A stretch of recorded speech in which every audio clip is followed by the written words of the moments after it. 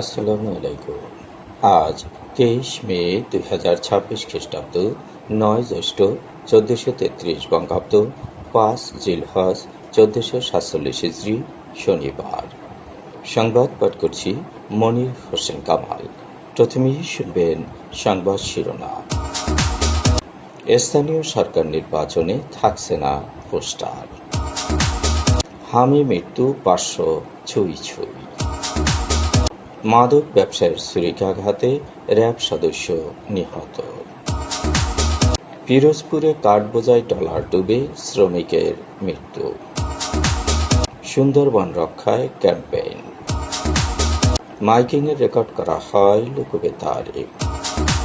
শুনলেন সংবাদ শিরোনাম, এবার বিস্তারিত। ত্রয়োদশ জাতীয় সংসদ নির্বাচনের মতো স্থানীয় সরকার নির্বাচনে পোস্টার ব্যবহার থাকছে না। নির্বাচন কমিশনার আব্দুর রহমানুল মাসুদ জানিয়েছেন, স্থানীয় সরকার নির্বাচন বিধিমালায় সংশোধনের উদ্যোগ নেওয়া হয়েছে। অনলাইনে মনোনয়নপত্র দাখিলের বর্তমান বিধান বাতিল করা হবে। একইভাবে ইভিএম ব্যবহারের নিয়মও থাকছে না। স্থানীয় সরকার নির্বাচন সম্পূর্ণভাবে নির্দলীয়ভাবে অনুষ্ঠিত হবে, ফলে দলীয় প্রতীক ব্যবহার করা যাবে না। বর্তমানে নির্দলীয় প্রার্থীদের জন্য সমর্থন হিসেবে 1% ভোটারের স্বাক্ষর জমা দেওয়ার যে বাধ্যবাধকতা রয়েছে, সেটিও বাতিল করা হচ্ছে। উপজেলা নির্বাচন ছাড়া স্থানীয় সরকারের অন্যান্য সব স্তরের নির্বাচনে জামানতের পরিমাণ বাড়ানো হবে। স্থানীয় সরকার নির্বাচনে প্রবাসী ভোট বা পোস্টাল ভোটের কোনো ব্যবস্থা থাকছে না। একই সঙ্গে ফেরারি আসামিরাও প্রার্থী হতে পারবেন না। বিশেষ করে তথ্য ও যোগাযোগ প্রযুক্তি আইনের মামলায় চার্জশিটভুক্ত কেউ স্থানীয় সরকার নির্বাচনে অংশ নিতে পারবেন না।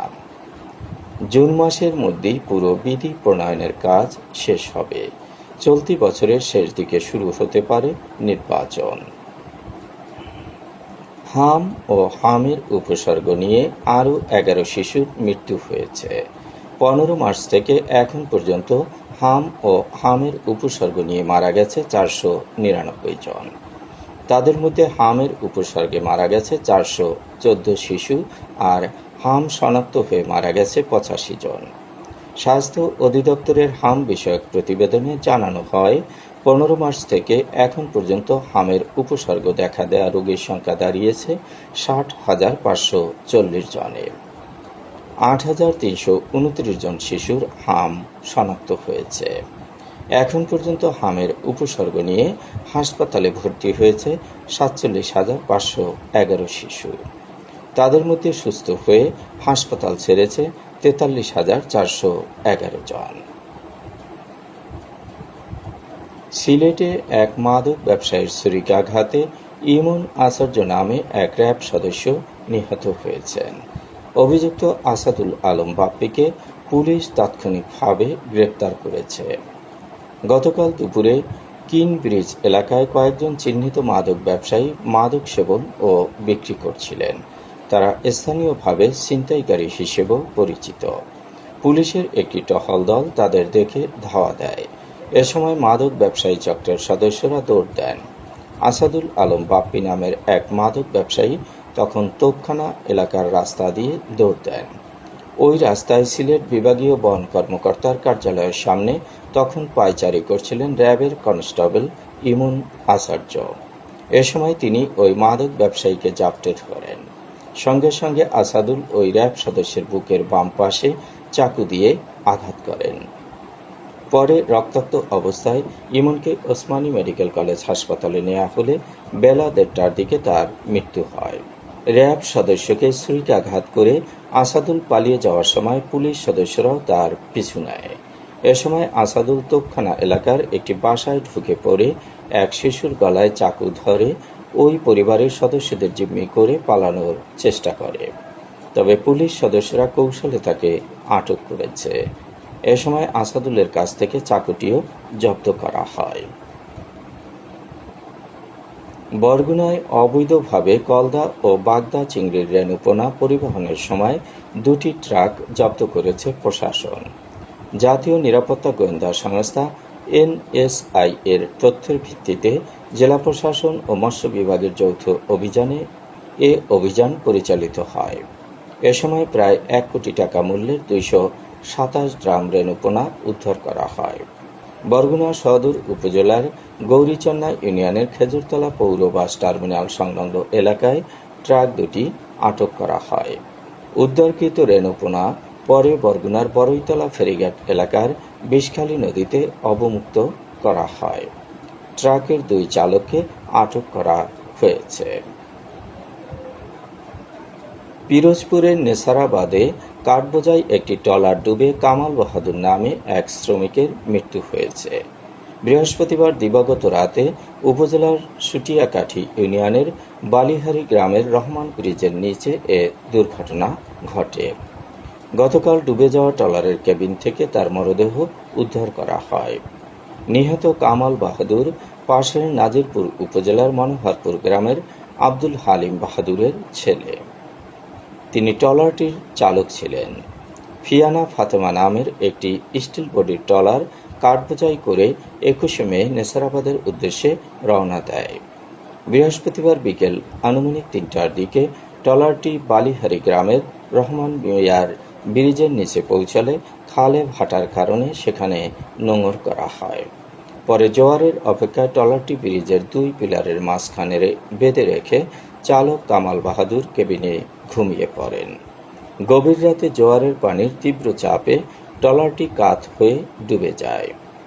এ সময় কেবিনে ঘুমন্ত অবস্থায় আটকা পড়ে কামাল মারা যায়।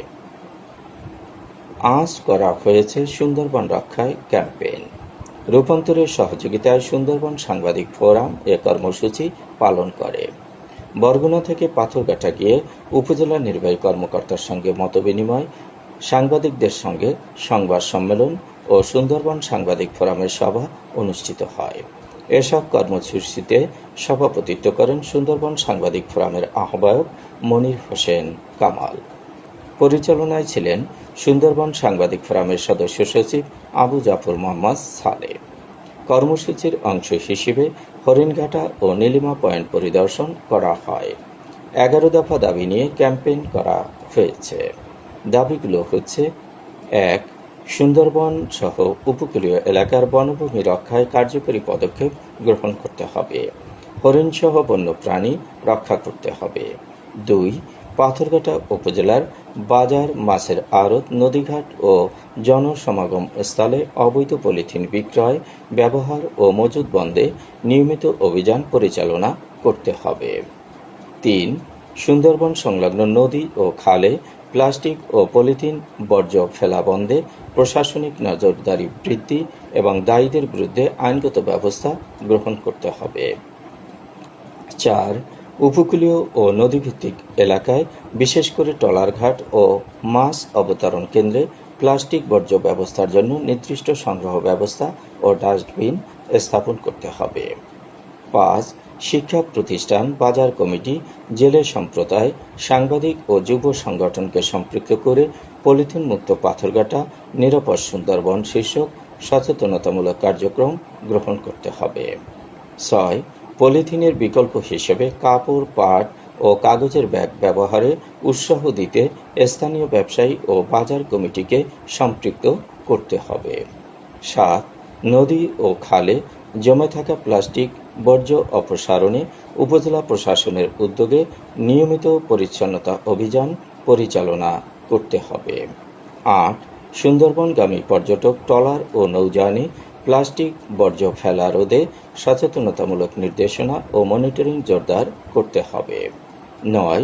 ইউনিয়ন পর্যায়ে বর্জ্য পৃথকীকরণ ও পুনর্ব্যবহার ব্যবস্থা চালুর উদ্যোগ গ্রহণ করতে হবে। 10.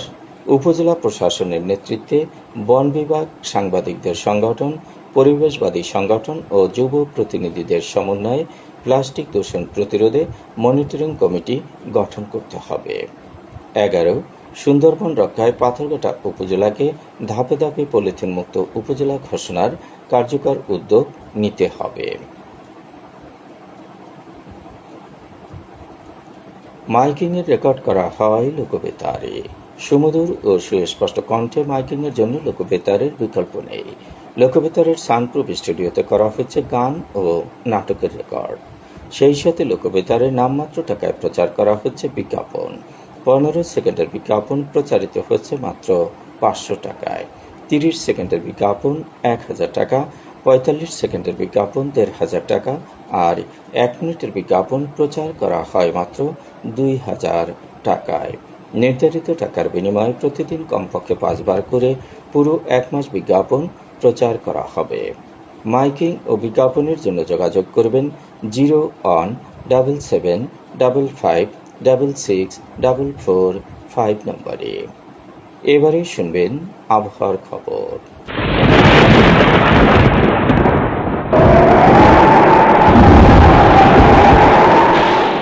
উপমহাদেশীয় উচ্চচাপ বলয়ের বর্ধিত অংশ পশ্চিমবঙ্গ এবং তৎসংলগ্ন এলাকায় অবস্থান করছে। মৌসুমের স্বাভাবিক লঘুচাপ দক্ষিণ বঙ্গোপসাগরে অবস্থান করছে।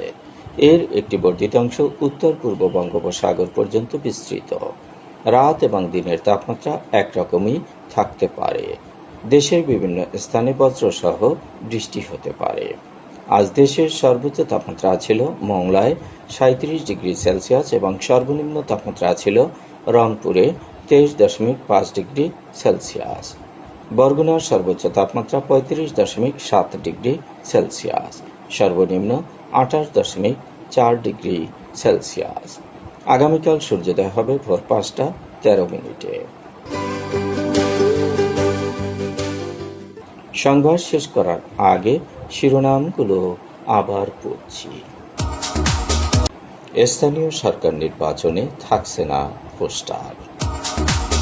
হামে মৃত্যু 500 ছুঁই ছুঁই। মাদক ব্যবসায়ীর ছুরিকাঘাতে র্যাব সদস্য নিহত।